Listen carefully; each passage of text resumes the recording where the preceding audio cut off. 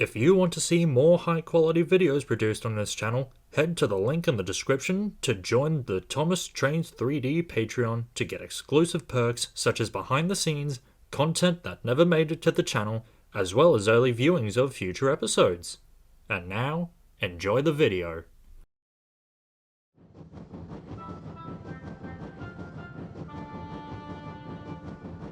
The Fat Controller stood on the platform. On the horizon, a colossal engine emerged from the setting sun. Its black paint was shabby, and its puffs were deep and hoarse. It groaned to a halt, a line of trucks trailing behind. "Good evening," greeted the Fat Controller. "You're the replacement goods engine, I presume?" "That is correct, sir," replied the engine. "The regular diesel derailed in the yard. Wasn't keeping a proper lookout. But you know how self-importance gets in the way of some engines," he finished with a wink.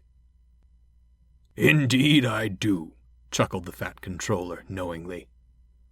"What is your name?" "Dudley, sir. A pleasure to traverse your rails." "Very good, Dudley. Please proceed to the shed. You'll be in good company with my engines." "Thank you for your hospitality, sir. I wish you a pleasant evening," Dudley finished, puffing slowly away.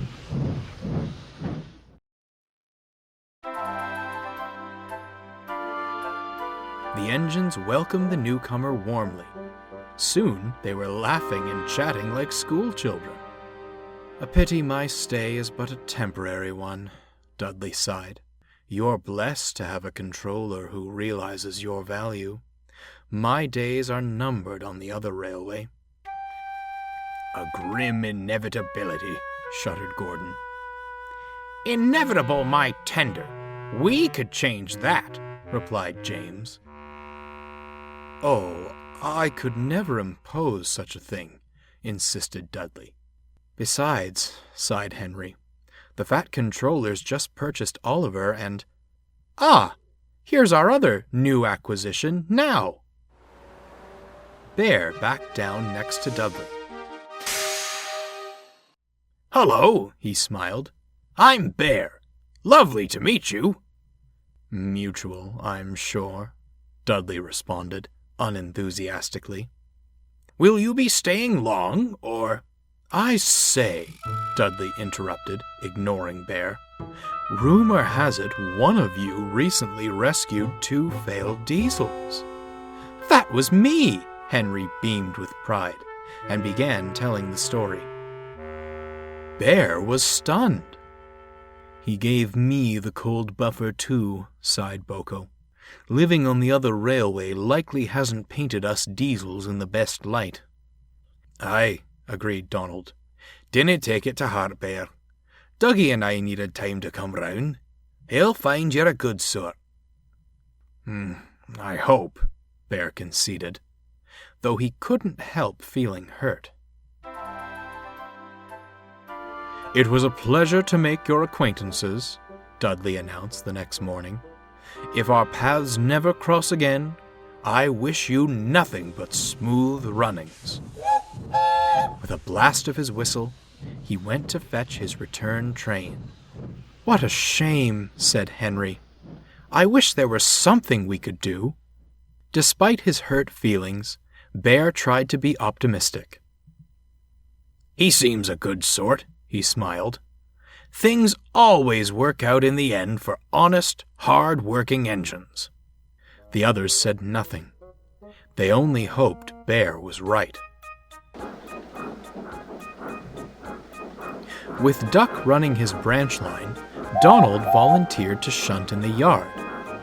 He did it well, easily keeping the trucks and coaches in line. The others were grateful for his help. That morning, Donald brought the coaches for the first train to the platform.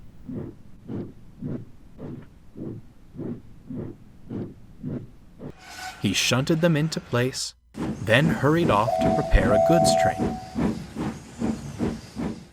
Before long, Henry came backing down into the station.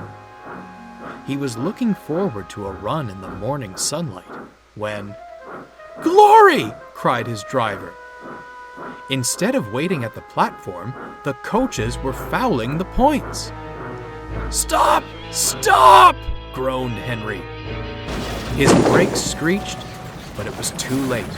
Henry's tender was derailed, resting crooked against the battered coaches. Soon, the fat controller arrived. Donald cleared away the unhurt coaches, while Dudley brought the cranes. "How on earth did this happen?" demanded the fat controller. "Can I say, sir?" replied Donald. "Yon coaches were at the platform when I left them." "I see. Some defect in the brakes, no doubt.